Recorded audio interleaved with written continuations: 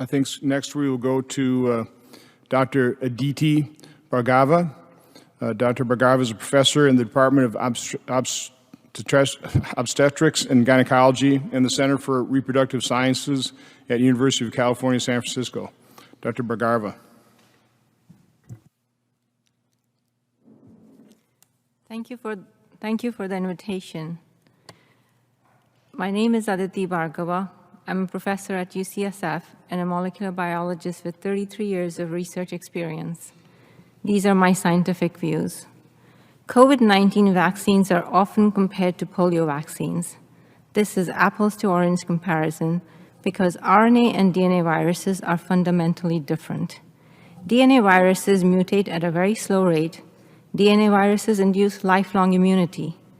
After a natural infection with DNA viruses such as the polio or chickenpox, no one needs to be vaccinated or develops the disease in their lifetime.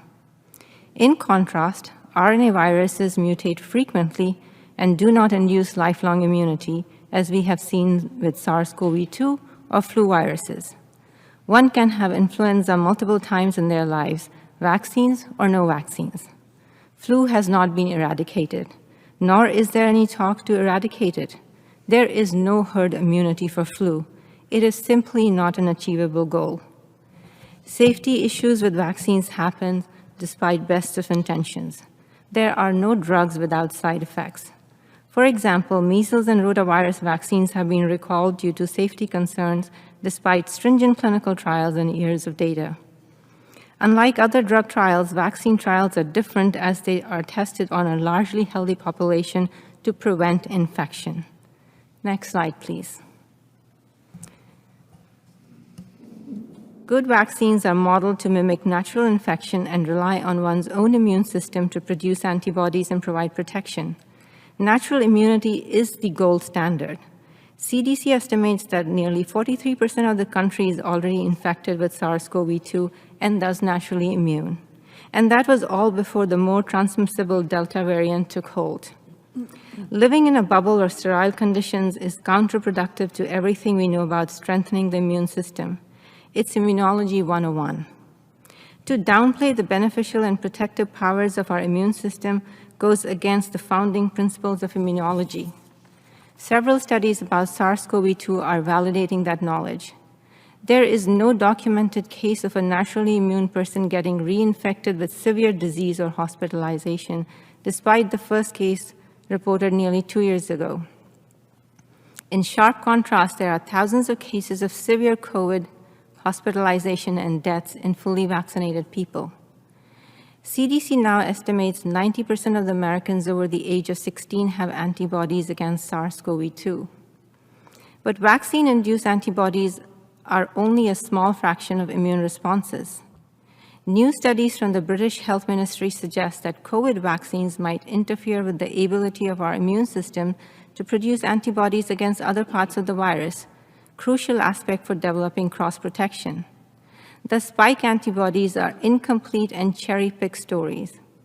Vaccine-induced protection fell to 33 to 42% within 3 months. That is no different than the protection the unvaccinated have.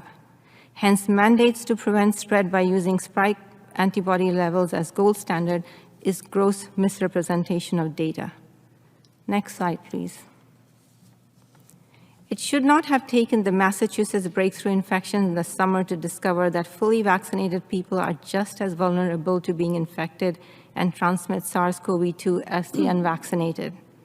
Had the trials been stringent, had the phase 2 and 3 stuck to the protocols of follow-ups, had the regulators enforced manufacturers to study prevention of infection in their clinical trials, this fiasco could have been avoided.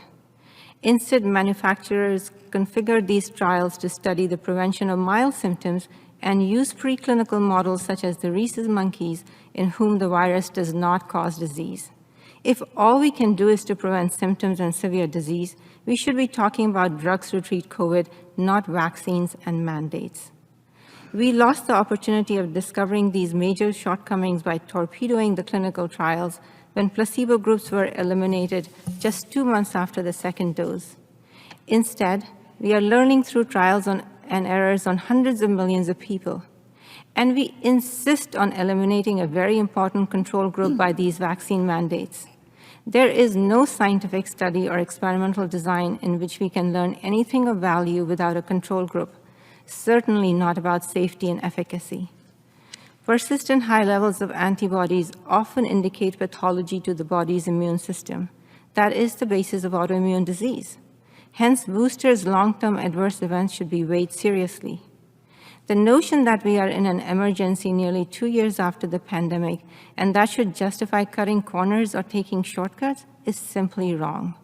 Trust in scientific methods is at stake. Next slide, please. Media reports often state that science is clear, but scientific publications do not claim that the science is clear. And as you've heard from various testimonies, real people suffered serious adverse events and perhaps lifelong disabilities due to sloppy trials. I will conclude by asking you, if the vaccines don't prevent infection and transmission, surely mandating person A to protect person B is pointless. But if the vaccines are effective in preventing infection, transmission, decreased symptoms, hospitalization rates, and death, then what do the vaccinated fear? Thank you. Thank you, Dr. Bhargava.